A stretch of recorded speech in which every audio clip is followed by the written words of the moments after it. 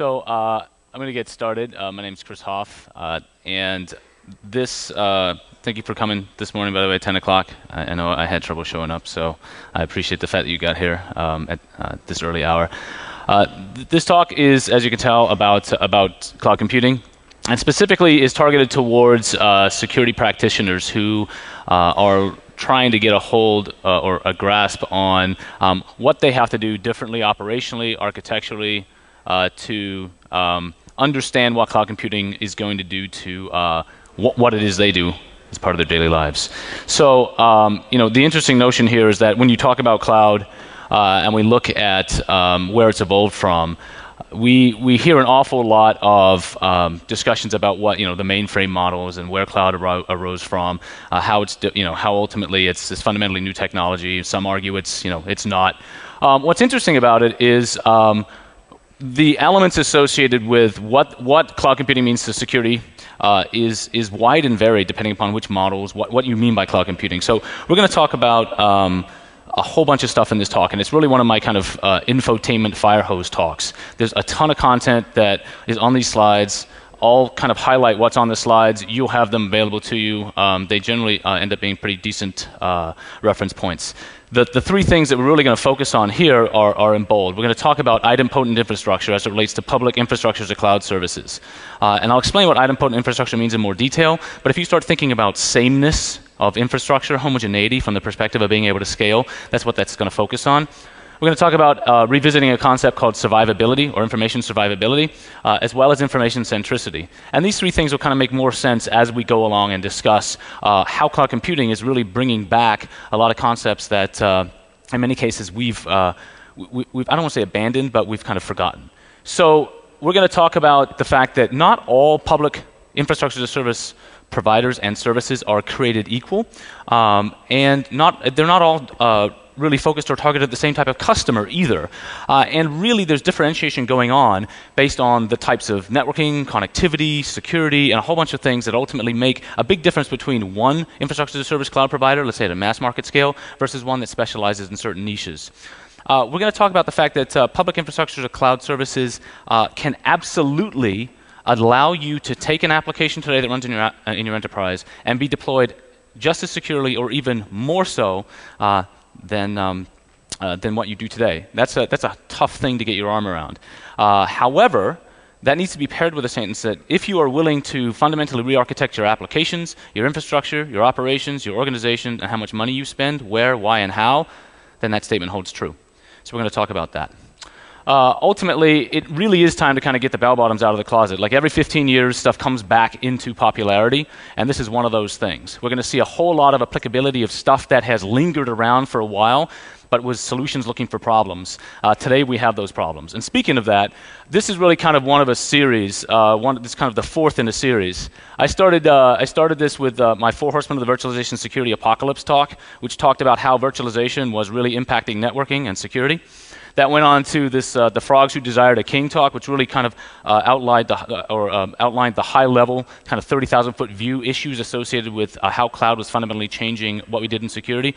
And then the Cloud of Fornication talk, which was really highlighting how infrastructure kind of hot cloud on cloud action, how essentially you were getting clouds based on clouds with staggering amounts of interdependency. So this last one is really more about, okay, we know what the problems are, what can we do about them? Where are we trending in terms of infrastructure as a service? While we have platform as a service and software as a service also, I find that in many cases people are really trying to grapple with what the differences are between infrastructure as a service and what they do in the enterprise today. So we're going to focus on that.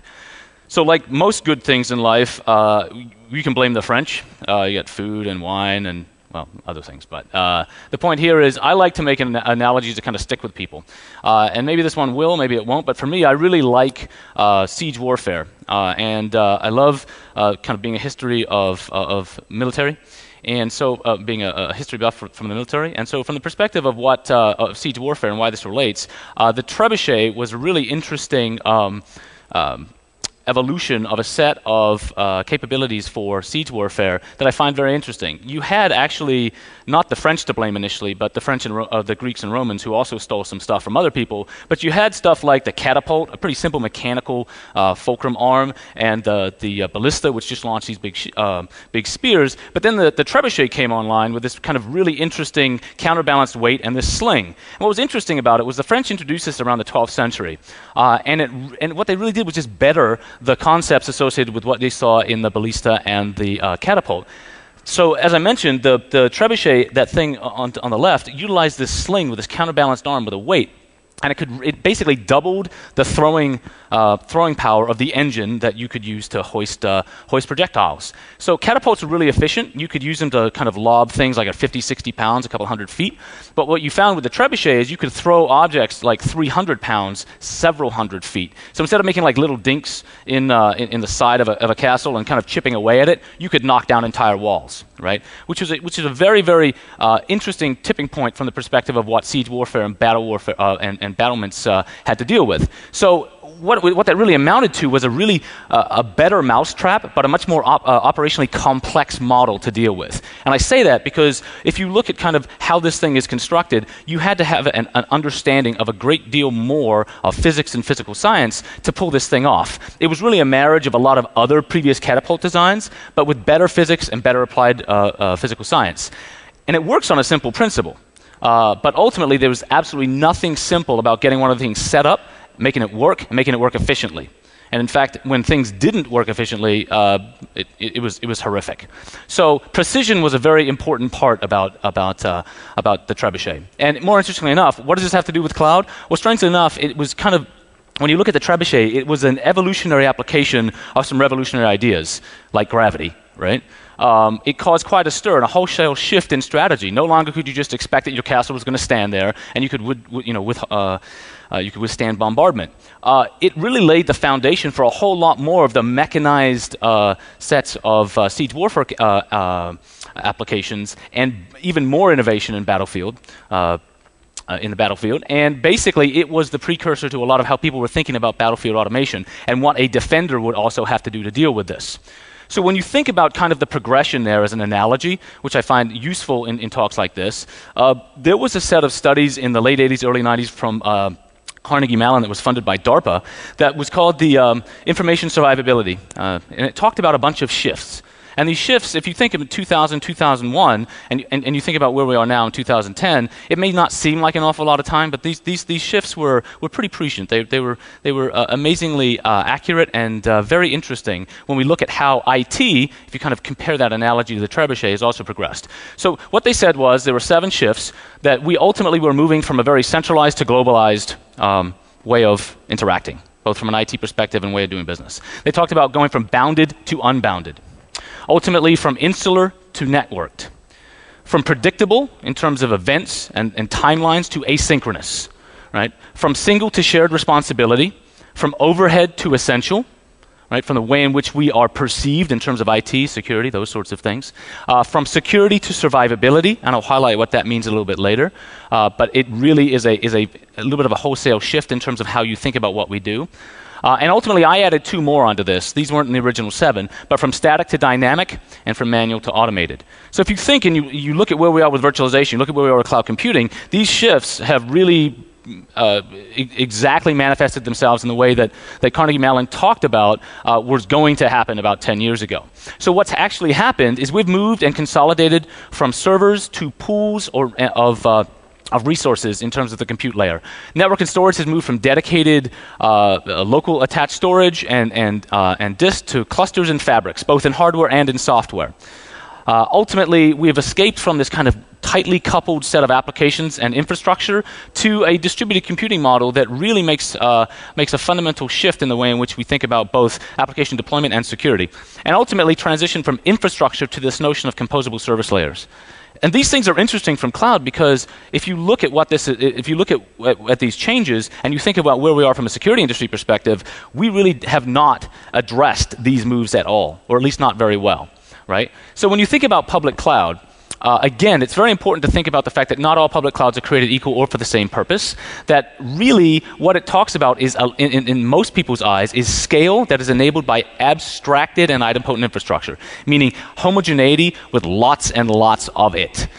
So massive data centers with hundreds of thousands of cores, huge storage and a lot of bandwidth, ultimately. And extremely agile, heavily virtualized, and for the most part, mostly completely automated and hugely software driven, which is not really how we thought of our data centers 5 years ago.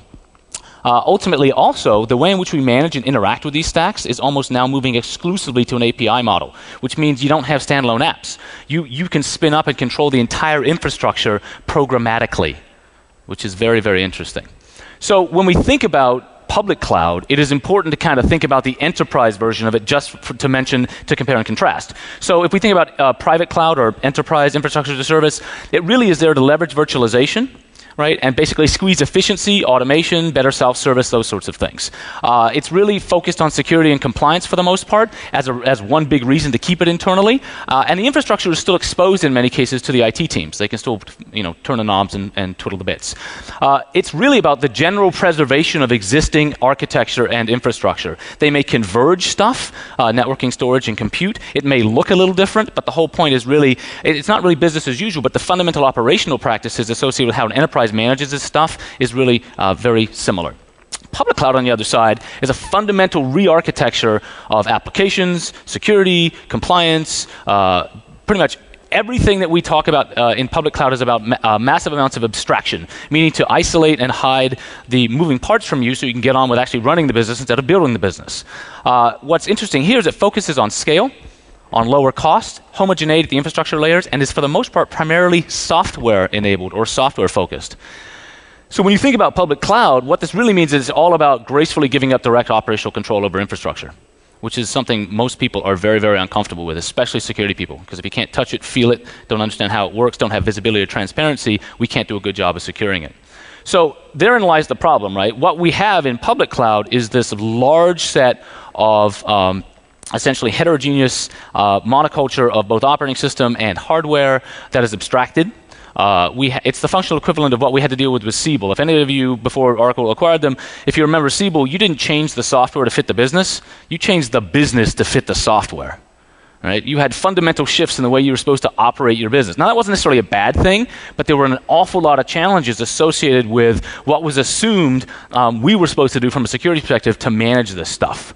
So these shifts, when we think about how we've dealt with the security models of the past, attack origin, defensive strategy, approach, how we manage identity, how we deploy applications, how hardware and software resources commingle, and where our data is, as we've kind of progressed along this timeline to the present and ultimately the future with this notion of ubiquitous cyber terror and the fact that we have reperimeterization, everything should be turning towards being information-centric, federated trust, distributed software, and cloud.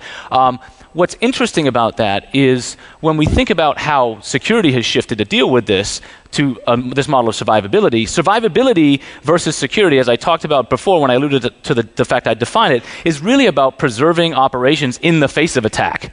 That we know we're going to get attacked, that we're going to get owned, so you have to make the systems very resilient. And it has to be holistically architected.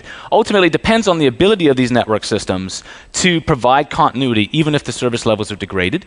It requires that only you protect only the critical assets, which is a really tough thing for most security folks as well as the business to understand. They expect us to protect everything equally with no budget. Ultimately, it complements the current risk assessment methodologies. It doesn't really require you to go out and make a left-hand turn to understand how risks change. But you should have a decent handle, ultimately, on understanding how these things change and impact you. It includes, but is broader than traditional information security, and we're going to get into why. So if you look at this, this came from Cisco's mid-year security report, where they kind of tracked things that are interesting, like connected devices, applications, and security threats. So we're right here, right now. 35 billion interconnected network devices on the planet. Enough for, 5 per person, right, on the entire planet. 265,000 mobile applications, 2.6 million security threats. By 2013, you can look at the number. 1 trillion interconnected devices, 140 per human being on the planet, 1.5 million mobile applications, and 5.7 million security threats. I don't know how we're going to really be able to keep up with that if we don't adjust and we don't change. So one of the things we're going to talk about here is why and what cloud does to play with this, playing this particular issue. So we're really, you know, it should be no surprise that we've got this case of security ADD. The threat model, velocity, as well as the innovation of the attacker far outpaces the defender. We've heard that, the general said that this morning. By design, security doesn't really scale very well, right? It assumes there's going to be some human being or some level of intelligence or interaction. So automation of security doesn't really work.